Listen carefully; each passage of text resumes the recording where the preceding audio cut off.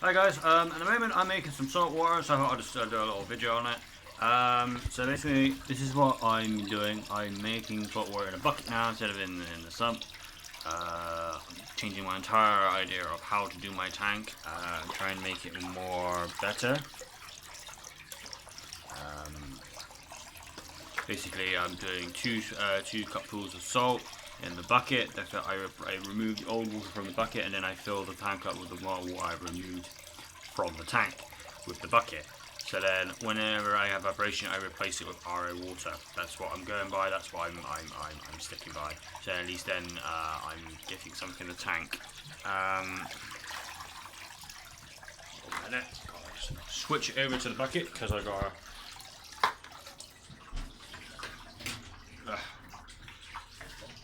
So basically, we got our RO water there, and then we got our salt water there. I'm just doing mixing the salt water, so what I'm doing is I'm just using my hand, it's cold, and I'm just stirring it, trying to get the consistency right, trying to get all the granules swept up and dissolved. So basically this is all I'm doing at the moment, stirring it and making sure that it's a good consistency. Pretty much all stirred. Is what's left is a little granules. So what I'm going to do now is I'm going to pick it up and take it to the tank. So basically, this is going to be this is 10 litres of water. So basically, what we're going to do, we're going to pour it into the sump. So what we're going to do, we're going to pour it into the sump. This water here is going to go into the sump, and then after that, it goes straight into the heating section where it will warm up. The amount of water that I pour in will then fill that chamber up more, and then we'll go from there. But basically, we're just doing our standard 10 litre water change. Keep tuned. Right, we've just done the 10 litre water change. Basically what we're going to do, what I do is I pour most of it in, and then I get a bit of pipe, put it to the nozzle here of the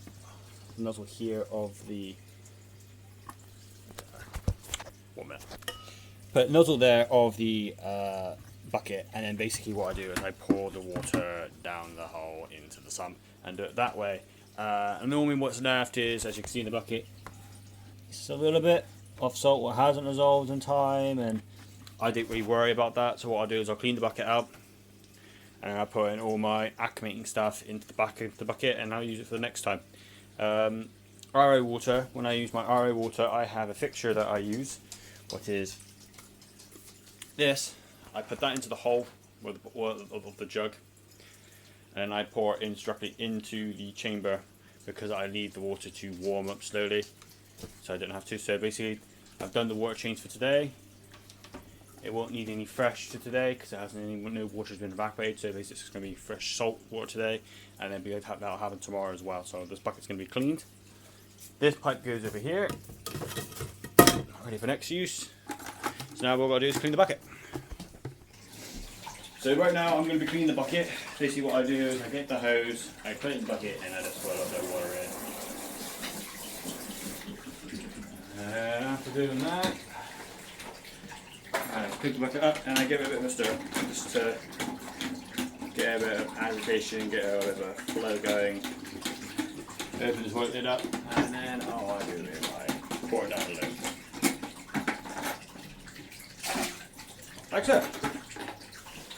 And what I do normally sometimes, just to make sure it's not harmful in the bucket.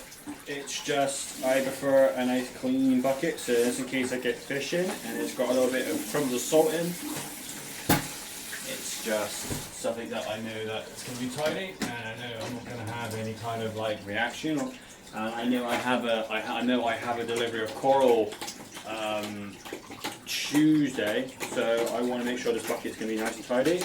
I want to do my acclimating properly this time, instead of pouring little bits of water in. Never had a problem doing my acclimating that way, but I've got some nice coral coming, and I want to make sure it's nice. Now what we're going to do is dry the bucket. So I've just dried the bucket. It's boring watching me dry a bucket. So I've just dried the bucket out, it's all dry, it's all tidy, so I'm going to put that back in my room. And what we're going to go from there is basically put in the bucket one net, and one bit of airline housing for using for acclimating. Now that I first used this, I made this recently because I didn't know how to do it properly.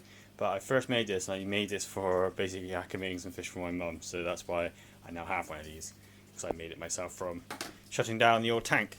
And then basically all I do is it goes over here on top of the salt bucket. Basically that 25 grams of salt goes up there, this bucket goes up top there, like so. Let's keep on with the rest of the day. Let's go back to the RO water getting made. I'm back in the bathroom. I'm going to check on the RO water. Basically, this is how much RO water is done in that entire time me rattling on, cleaning a bucket, doing a salt water change.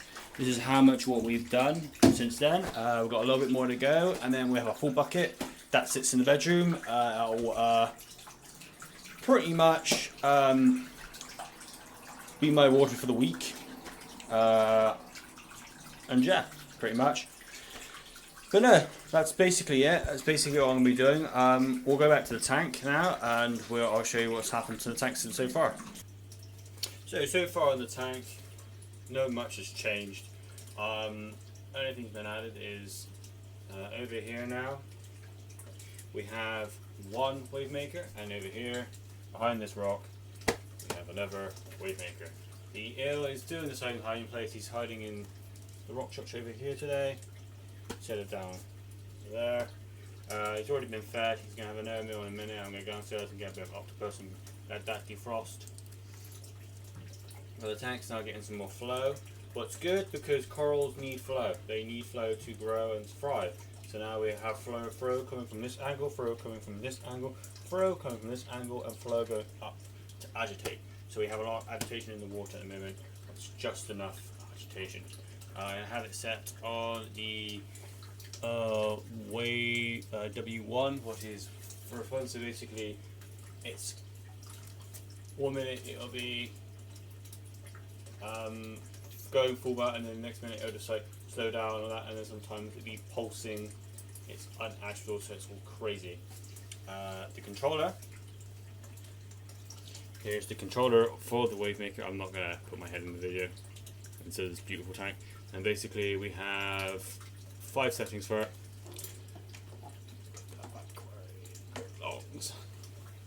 And basically, yeah, I have 2 controllers for it. I'm going to get something so I can minimize the power use for this. So I can just have one controller control it all, or one power supply to control them all. I'm staying with DC products because they're cheap, affordable. This is a Jabil DC product. So yeah, the wave maker is attached through a magnet system through the glass. So you have one there, pump there, and then behind it you have the pump itself. And yeah, that's basically it. That's all the changes we've had happen today. The other cool thing about these wave makers as well, it has a little sensor on the motor or on the controller, where when it gets darker, the wave maker will then slow down, and then when it gets so dark, it has a night setting where it'll do it like it would in the ocean at night. It'll be like this nice calm flow, nothing maddening like it is now. So it goes for a nice cycle, a nice day-night cycle. Well, it's nice. But all in all, this is the tank so far. This is what it's like. Please like and subscribe. If you like this kind of video where I pause it and take somewhere else in the house and show you what's going on, please let me know. And yeah, keep on reefing. And see you guys in the next video. Bye guys.